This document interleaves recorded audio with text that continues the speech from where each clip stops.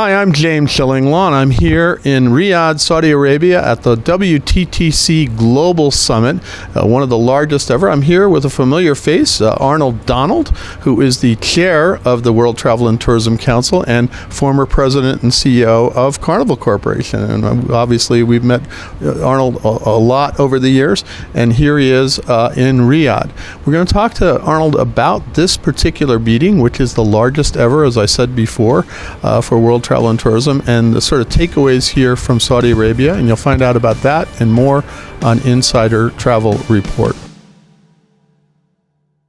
Now, first of all, Arnold, it's great to see you here. We've talked a little bit while you've been here racing around. It's been a huge meeting, a very successful meeting. And what is your impression, your sort of takeaway from the bat about this particular meeting? You know, what did you expect and what did you not expect? Well, first of all, James, it's always good to see you. So I'm glad you're here in Riyadh, and thanks for being here for WTTC for our global summit. My biggest takeaway is that travel is back. This is, as you mentioned, the largest summit ever for us. We had a very successful summit in Manila less than a year ago with maybe 1,500 plus attendees. You were with us in Cancun. We were first, we were still in the pandemic at that time. We only had about 600 there, but it was nice to be back and be there. But 1,000 streamings, but only 700 persons. But we had to do all the testing protocols and all that. So, but this has been really fantastic, and the energy has been great. Most importantly for me, the commitment and the inspiration that's going on here to support the key initiatives to drive the success of travel and tourism globally is what I'm taking away from this mainly. Yeah. Now, why do you think everybody showed up for this one? I mean, I look at the roster and it's really a who's who of travel pretty much around the world. Yeah, I think it's a couple of reasons. One is because, it is post-pandemic and people are participating again. That's helpful.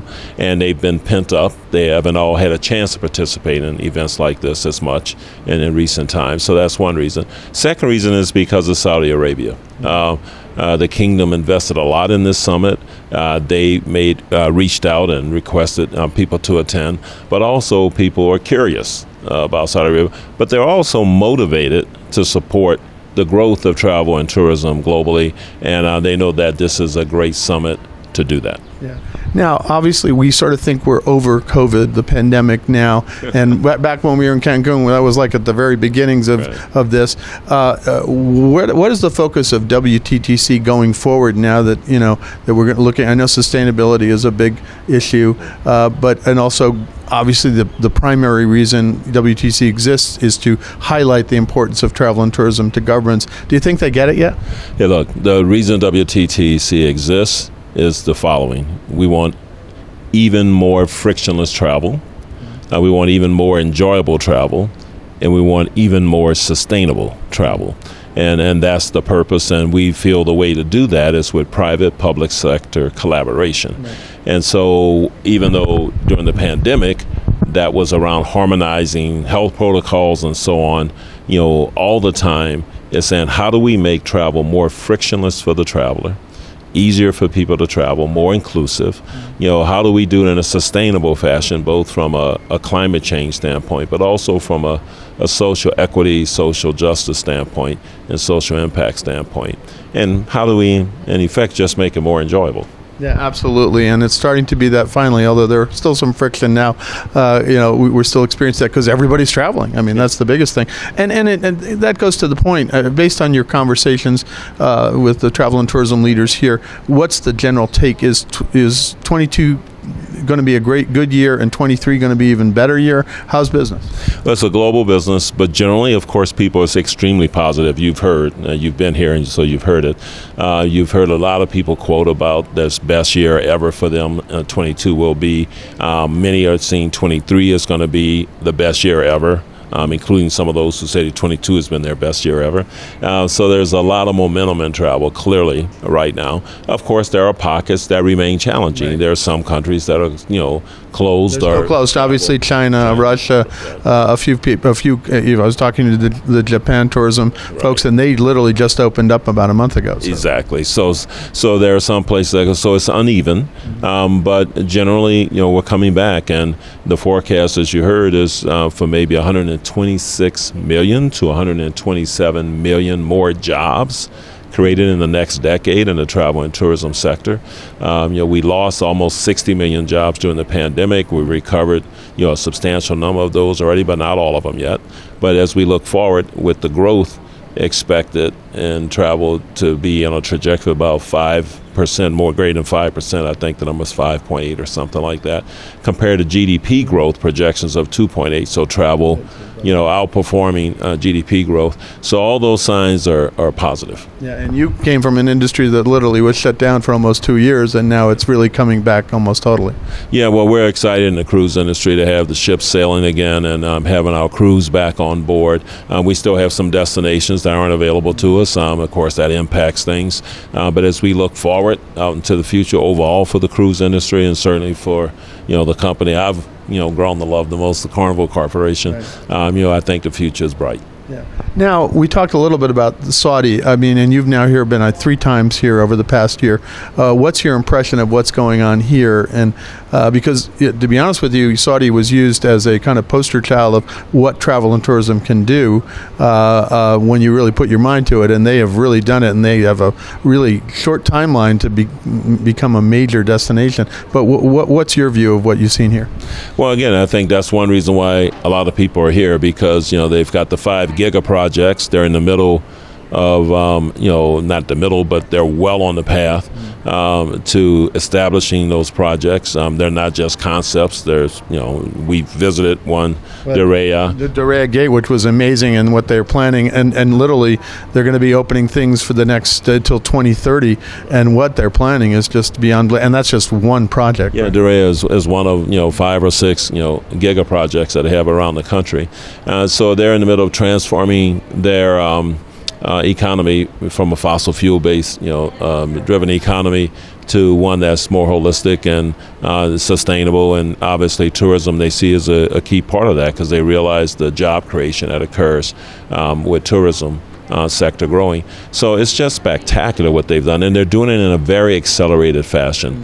So they opened up just 3 years ago. Literally right before COVID. I remember that a lot of groups were over here saying, hey, Saudi's open, they've changed their visa system and everything else, and then COVID hit and we kind of forgot about it for a little while. And they're doing it in a very thoughtful way. These projects, you can see how they've taken the time to make certain they preserve the history, while at the same time making it modern, for creature comforts today, but without discarding the history. They've integrated it well within all the sites they are. The second thing they've done is really taken a sustainable approach, and so they've been super conscientious about things that can impact climate change, but also again on the social side, inclusive for the people, and so it's really a phenomenal example. And they've taken the position of what's maybe taken 50 years somewhere else. How do we do it in 5 years? Now, they have the resources to do that, which is fantastic, but they're using those resources in a very thoughtful way to create a vibrant travel and tourism sector. So WTTC, I think, has really aligned itself with Saudi in a way, because this really, as I said earlier, is the poster child of what travel and tourism can do for a country in a very quick amount of time to turn itself into a different kind of destination. Saudi wasn't even a destination, and now it's going to be. Well, WTTC supports all travel and tourism destinations, and we certainly support here in Saudi Arabia, but we do everywhere. And we'll be announcing our next summit later this afternoon. You can share after we do that, with those that listen and follow this, what that is. But we support all travel and tourism globally, and we certainly support it here.